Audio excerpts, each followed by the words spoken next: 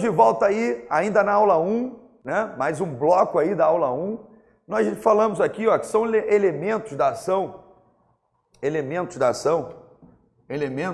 as partes, o pedido e a causa de pedir. No bloco anterior nós falamos do pedido mediato e do pedido imediato. Você lembra? O pedido mediato é o bem da vida tutelado. O pedido imediato é o provimento jurisdicional pretendido. Agora vamos falar sobre a causa de pedir. Solta na tela aí, Latino. Causa de pedir. Pode-se dividir a causa de pedir em remota e próxima. Assim, por exemplo, quando alguém vai a juízo cobrar uma dívida derivada de um contrato de empréstimo, de um contrato de mútuo, a causa de pedir remota é o contrato. E a próxima é o inadimplemento da obrigação. Ou seja, a remota representa o fato ou o conjunto de fatos constitutivos do direito alegado. E a causa de pedir próxima seria o fato ou o conjunto de fatos que resulta o interesse de agir. Aí eu coloquei até um resuminho aí para você sobre a causa de pedir. Um resuminho aí. Causa de pedir remota, o fato constitutivo do direito. Causa de pedir próxima, o fato resultado do interesse. Então, causa de pedir, volta aqui comigo na tela. Causa de pedir remota são os fatos. Causa de pedir próxima, coloquei aí, é o próprio direito. É o resultado do interesse. Ou seja, o pagamento. Já o contrato, a causa de pedir remota. Latino, deixei o passador por aí? Aonde eu deixei esse passador? Eu não sei, mas vamos seguindo, não precisa cortar não, hein? Vamos seguindo, achei o passador aqui, tranquilo, pode ir seguindo, não precisa cortar. Da jurisdição, solta na tela, Latino. Então nós já estudamos o processo, vamos estudar agora a jurisdição. Continua na tela aí, Latino, são 3 características da jurisdição. Eu particularmente acrescento mais uma, mas em regra são 3 características aí. Inércia, substitutividade e natureza declaratória. Deixa essa observação aí na sua tela aparecendo, muito importante para a prova. Não pode o juiz decidir de modo diverso do pedido, tampouco fora do pedido.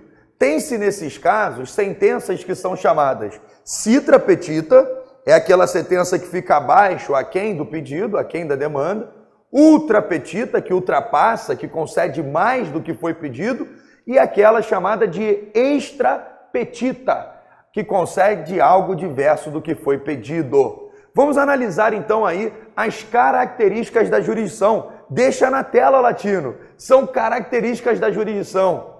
A inércia, artigo 2º do CPC, a substitutividade, vai estar lá, por exemplo, no artigo 502, 503, principalmente o artigo 503, caput do CPC, dizendo que a decisão ela tem força de lei, ela substitui a vontade das partes.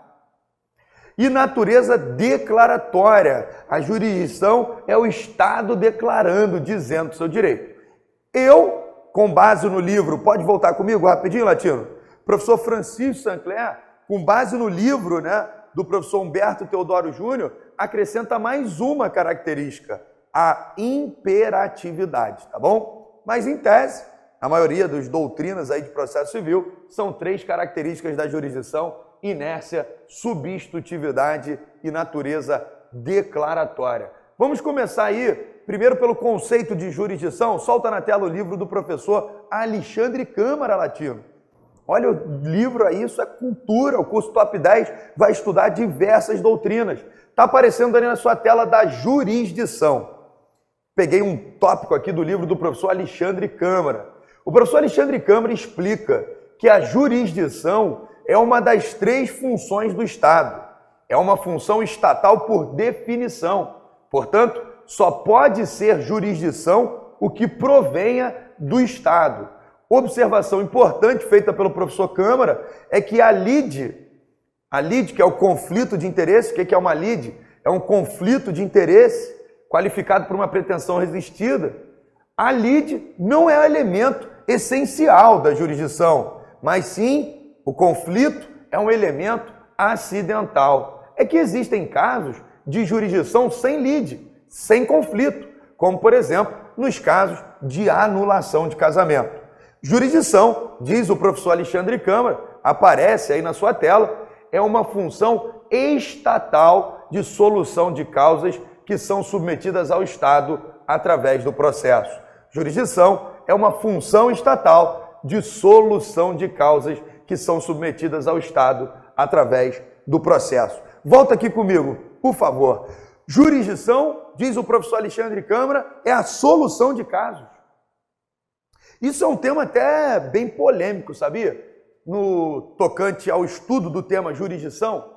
Quando nós estudamos a jurisdição, nós tentamos estudar a finalidade ou as finalidades da jurisdição. E nesse ponto, os doutrinadores de processo civil, eles apresentam certas divergências. A maior parte da doutrina processualista entende que um dos escopos da jurisdição, uma das finalidades da jurisdição, é a pacificação social dos conflitos. Eu, particularmente, endosso essa parte da doutrina, que é a doutrina majoritária. O meu mestrado é de conciliação e mediação e realmente eu tenho percebido muito no mestrado que uma das finalidades da jurisdição, e cuidado em prova, nós vamos fazer aí, nós temos uma aula só de exercício e você vai fazer os exercícios, você vai ver, isso é cobrado em prova. Quais são os escopos da jurisdição?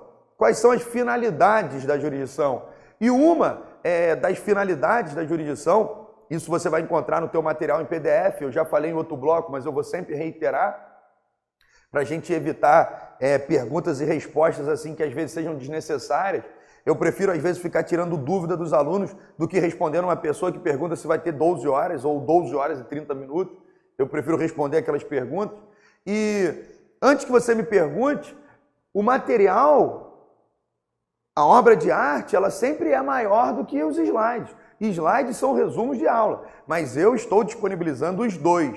Eu estou disponibilizando para vocês, do curso Top 10 de Processo Civil, os materiais em PDF, são as obras de arte, elas são completíssimas. Da aula 1, meu amigo, eu botei várias finalidades da jurisdição, citei diversos doutrinadores que falam do escopo da jurisdição. São 13 livros analisados na aula 1 e eu também disponibilizo os materiais de aula, tá bom? Então, um dos escopos da jurisdição, isso já foi até objeto de prova, já foi cobrado em prova no TRF, o TRT também já cobrou, é a pacificação dos conflitos, a pacificação social dos conflitos. O próprio professor Alexandre Câmara fala que a jurisdição é uma função estatal de solucionar as causas. E hoje, o método mais eficaz de solucionar as causas é com a autocomposição, o estímulo à mediação, o estímulo à conciliação. Então, é um dos escopos da jurisdição aí, a pacificação social dos conflitos. A jurisdição também vai ter aí como escopo, né, em alguns momentos, a questão política também, como, por exemplo, nos mandados de injunção e tudo mais. Mas fique tranquilo que o principal escopo da jurisdição, a principal finalidade da jurisdição é a pacificação social dos conflitos, tá bom? Eu coloco, solta na tela, Latino, olha que magnífica obra de arte aí do professor Humberto Teodoro Júnior, comentários aí do professor Humberto sobre a jurisdição. O professor Humberto Teodoro Júnior diz que a jurisdição é a função estatal de declarar e realizar de forma prática a vontade da lei diante de uma situação jurídica controvertida, que constitui atividade própria do Poder Judiciário e se exerce não só por intermédio de juízes individualmente considerados, como também por órgãos colegiados, exemplo aí dos tribunais. Diz o professor Humberto Teodoro Júnior, o objeto da jurisdição civil é fixado por exclusão, é residual. Aquilo que não couber na jurisdição penal e nas jurisdições especiais será alcançado pela jurisdição civil. Eu coloquei também no teu material aí, não obstante ser um resumo, PowerPoint, tem também a doutrina do professor Fred Didier Júnior. O professor Fred Didier diz que a jurisdição é a função atribuída a terceiro imparcial de realizar direito de modo imperativo e recreativo, reconhecendo, efetivando, protegendo situações jurídicas concretamente deduzidas, em decisão insuscetível de controle externo e com aptidão para tornar-se indiscutível. Então, olha que interessante, volta aqui comigo rapidinho, Latino. Os comentários do professor Fred Didier. Fred é magnífico, né? Nós utilizamos muitos livros do professor Fred Didier nos nossos materiais de aula e também nas nossas obras de arte. O professor Fred Didier dizendo que a jurisdição é uma função estatal em que confere a um terceiro imparcial, que é o juiz, de realizar de modo imperativo, reconstrutivo, imperativo no sentido de que o que o juiz decide tem que se cumprir, basta ler lá o artigo 77, inciso 4 do CPC, de modo recreativo, reconstrutivo, reestabelecendo a juridicidade naquela relação, protegendo situações concretas.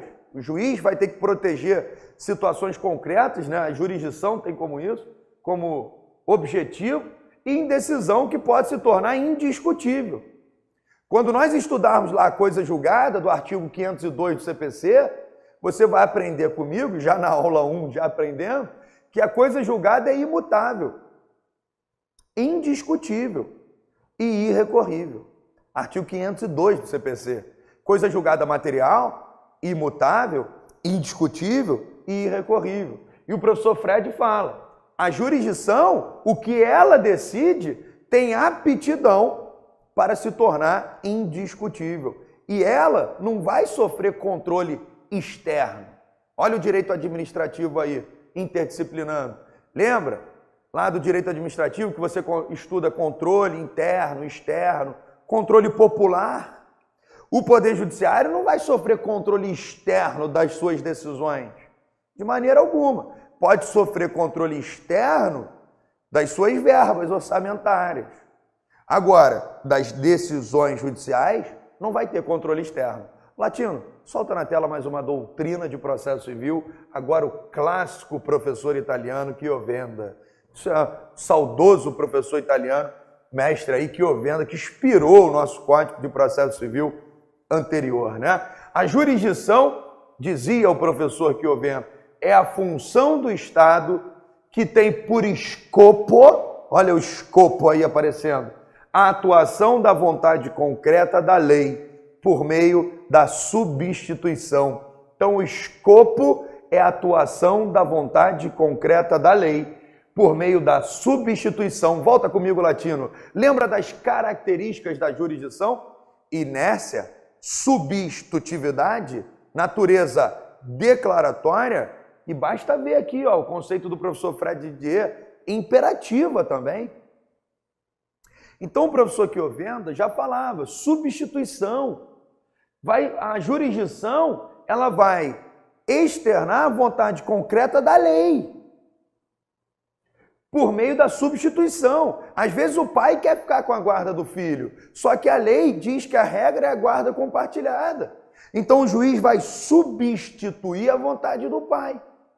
Beleza? Tranquilo? Então diz o professor Chiovenda, ou melhor, dizia o saudoso professor italiano, professor Chiovenda, que a jurisdição é a função do Estado, que tem por escopo, ou seja, que tem por finalidade a atuação, a vontade concreta da lei, por meio da chamada substituição, tá bom? Solta na tela, Latino, aí um tópico importante sobre a jurisdição. Como sabido, jurisdição é uma das 3 funções clássicas atribuídas ao Estado, ao lado da função legislativa e também da função administrativa.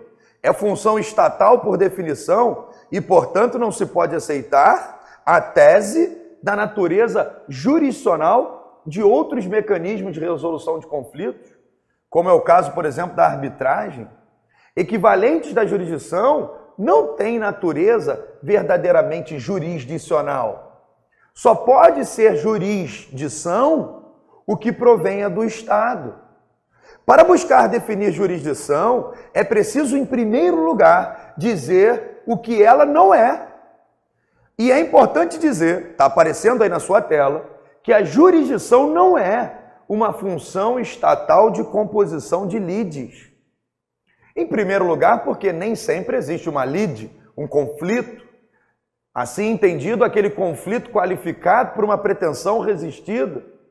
A lide não é um elemento essencial da jurisdição, mas um elemento que é incidental. Em outras palavras, até pode haver conflito, mas não é essencial que isso ocorra.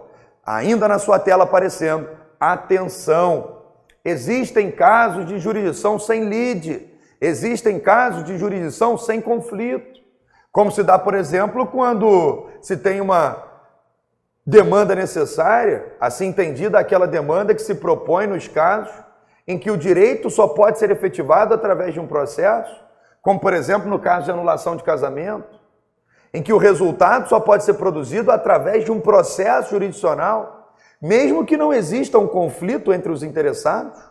Além disso, através da jurisdição não se compõe a lide, ou seja, não se põe juntos. Compor é com, mas por, isto é, juntos.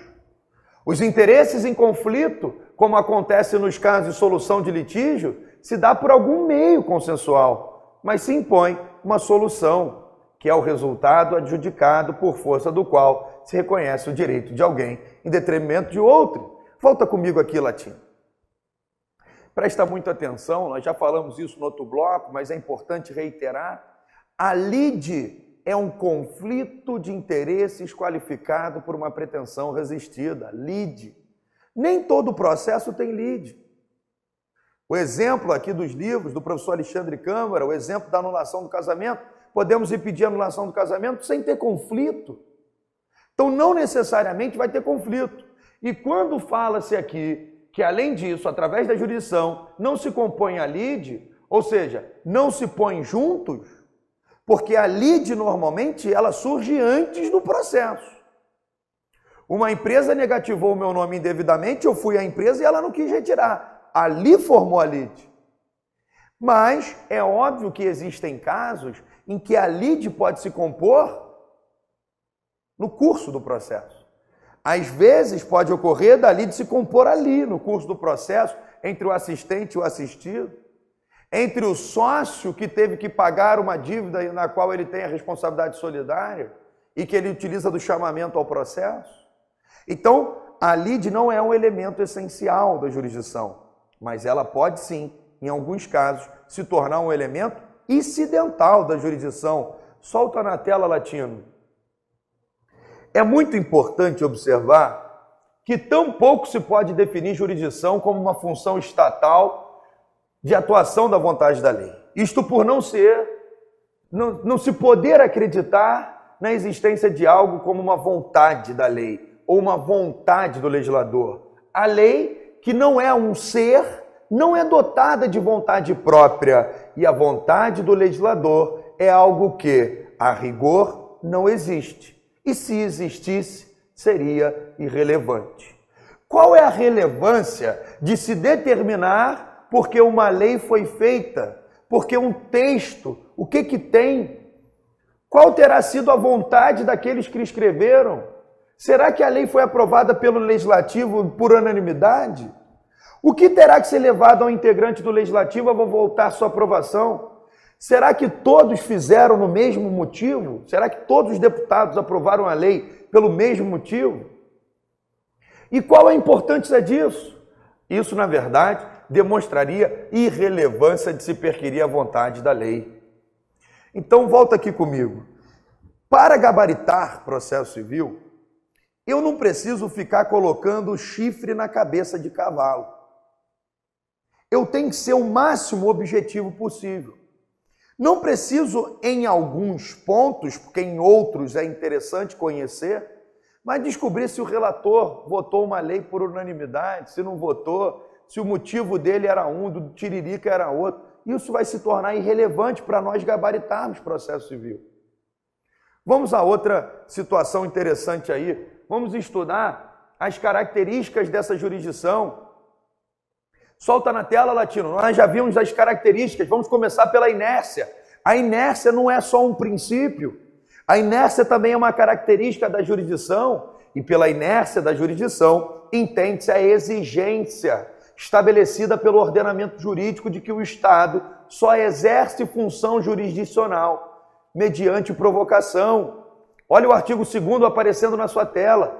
O processo começa por iniciativa da parte, mas se desenvolve por impulso oficial, ressalvadas as exceções previstas em lei. E eu coloquei abaixo do artigo 2º, que aparece na sua tela, as exceções.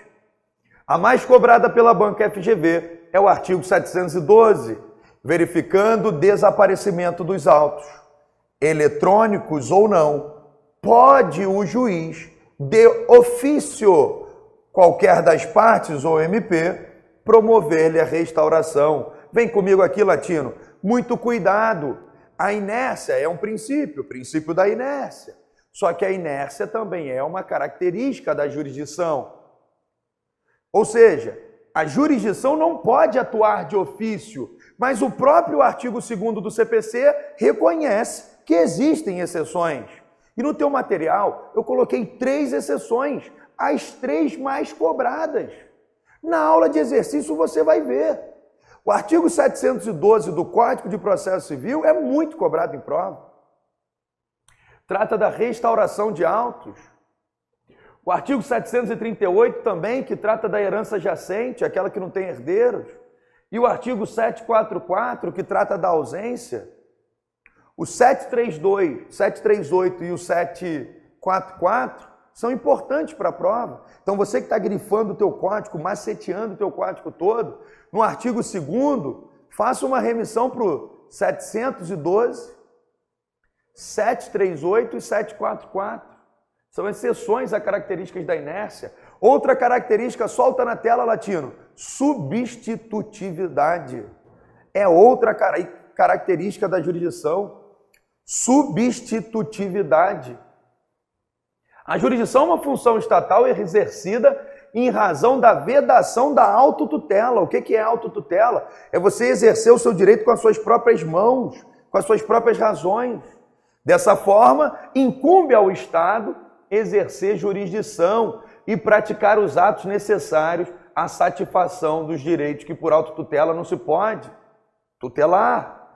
A substitutividade aparece na sua tela, é inerente à função jurisdicional, permite que através do processo sejam produzidos os resultados que tornam dispensável a atuação das partes.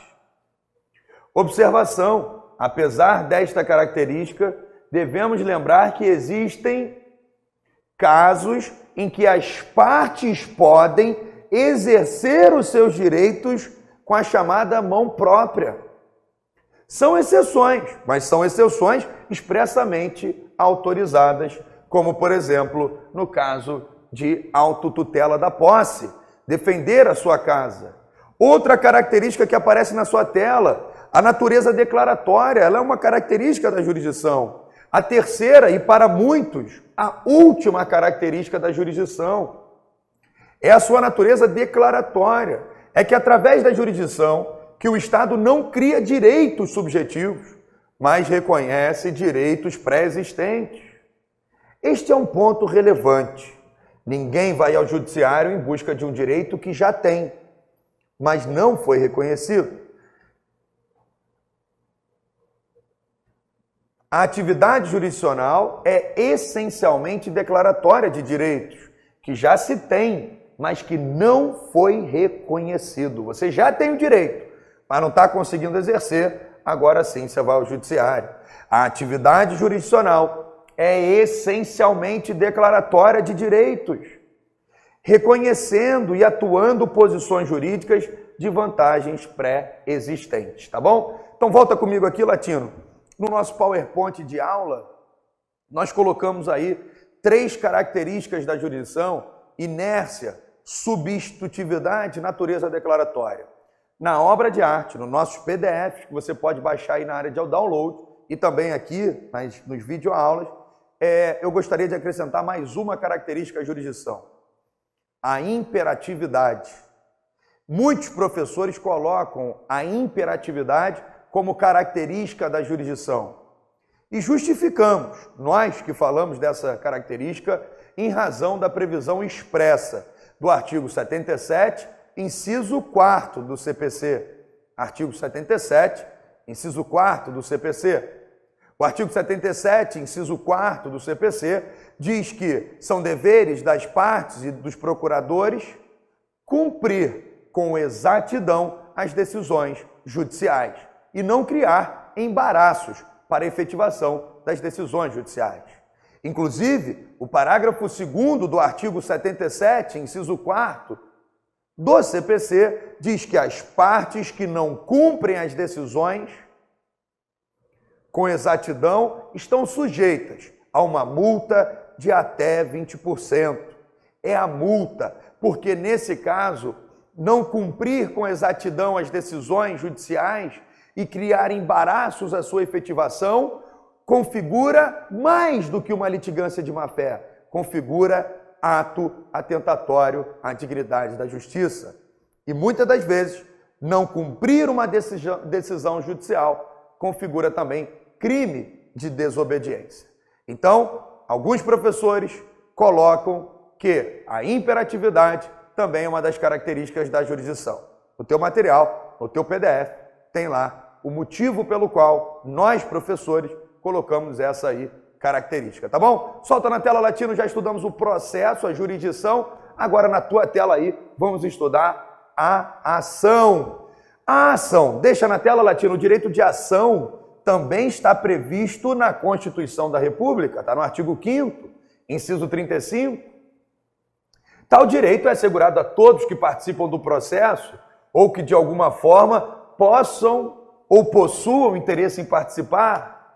Dessa forma, tanto o autor como o réu possuem o direito de ação, que é instrumentalizado através do processo.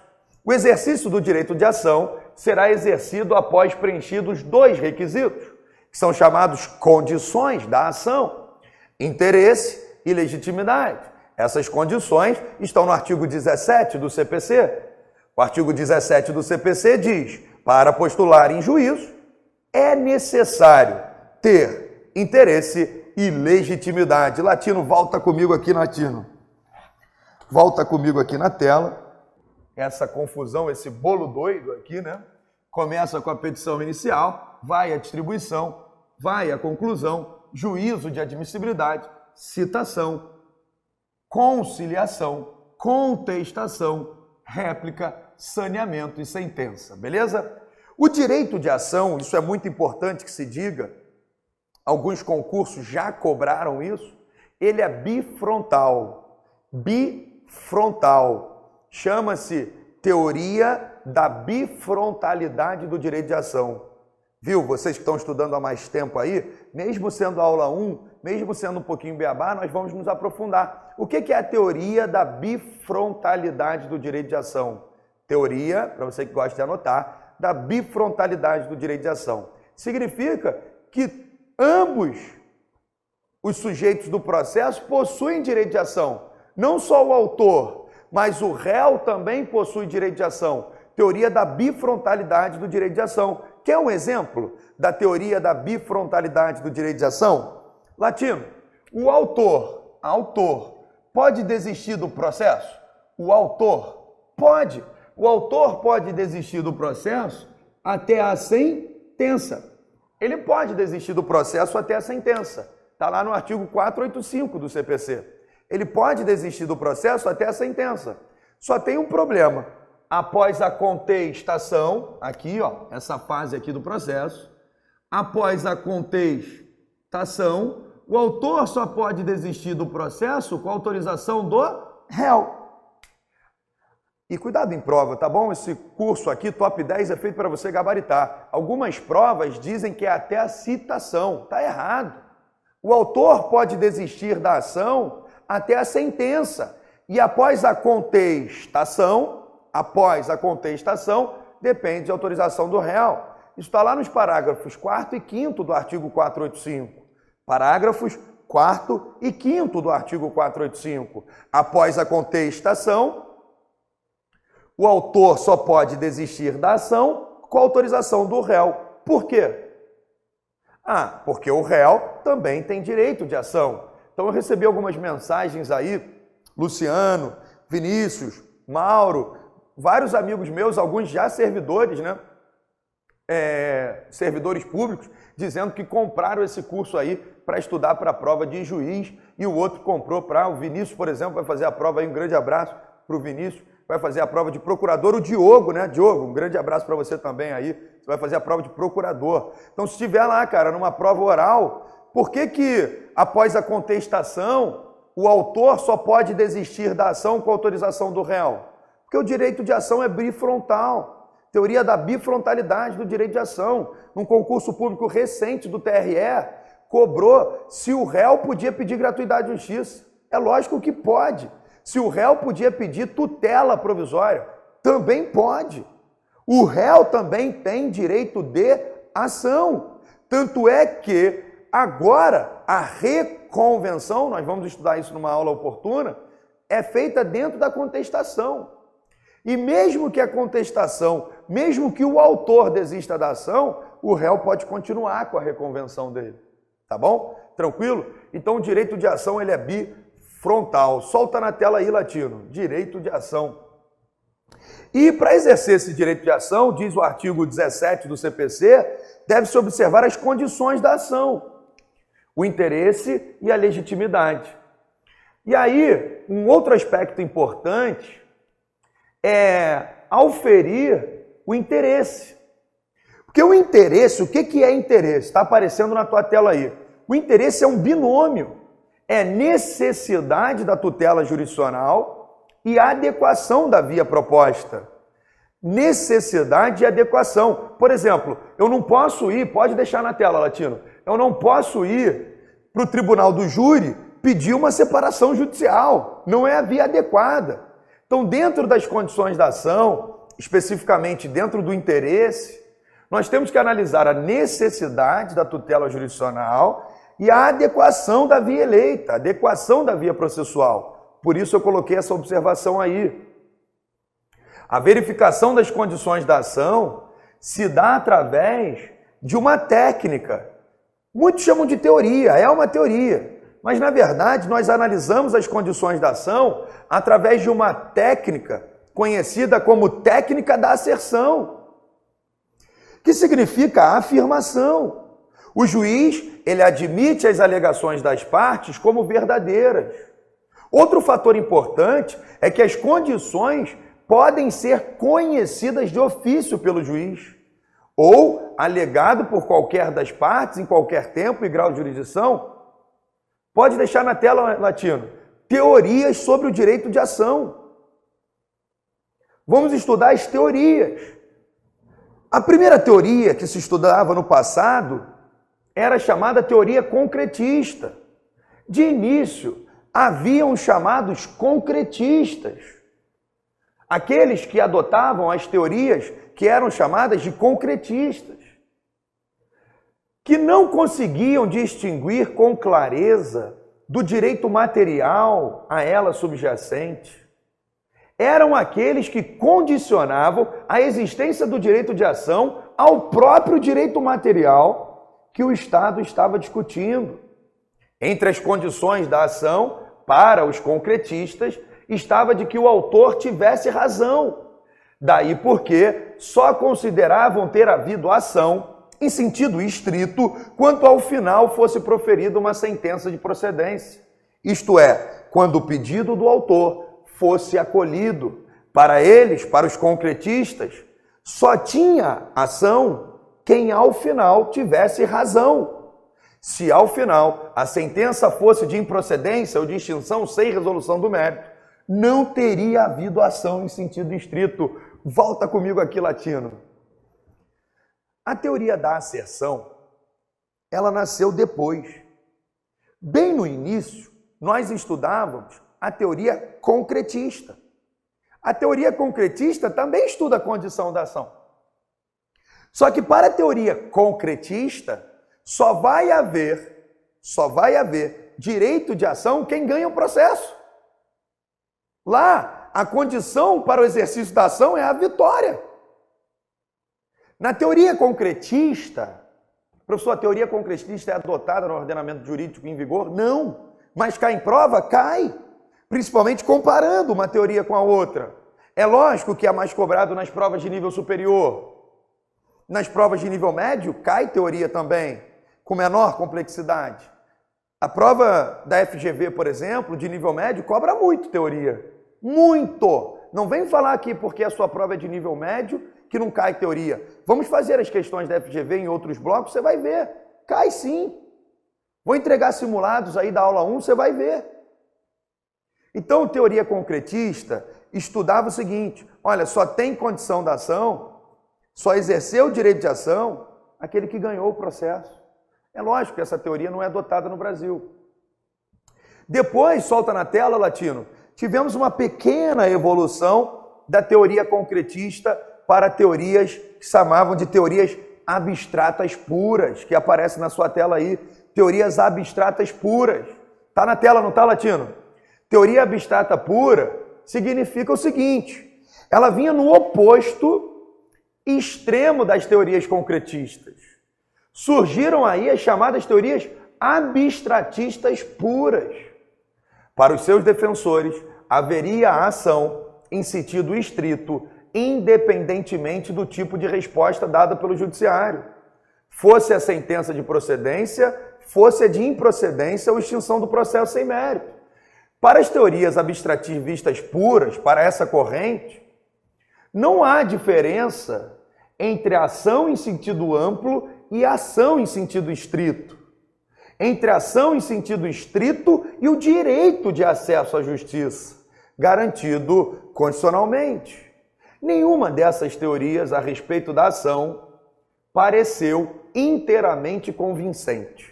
A primeira, porque ainda interrelacionava de forma muito efetiva a ação com direito material, condicionando aquela a existência dessa. Essa segunda teoria, abstrativista pura, porque confundia ação em sentido estrito com a garantia do acesso à justiça. Agora sim, aparecendo na sua tela, a teoria adotada no ordenamento jurídico brasileiro. O STJ, o Superior Tribunal de Justiça, adota a teoria abstrativista eclética. E essa teoria abstrativista eclética é uma teoria que fala sobre o mérito. Ela não depende do mérito. O direito de ação como um direito a uma resposta de mérito. Só que eu não dependo do resultado do mérito. O que importa para a teoria abstrata eclética é ter mérito. Não importa o resultado. Foi então que se formou uma corrente intermediária. Ela é uma corrente intermediária. Ela foi apelidada de abstrativista eclética. O seu grande defensor e divulgador foi o jurista italiano Eurico Túlio Lieberman, homem que teve grande importância para os estudiosos do processo civil brasileiro, deixando a Itália em época em que aquele país era dominado pelo regime fascista, e ele veio residir no Brasil, justamente no período em que nosso primeiro Código de Processo Civil surgia, que foi lá em 1939. Sua influência foi enorme e os estudos dessa ciência deram um grande passo.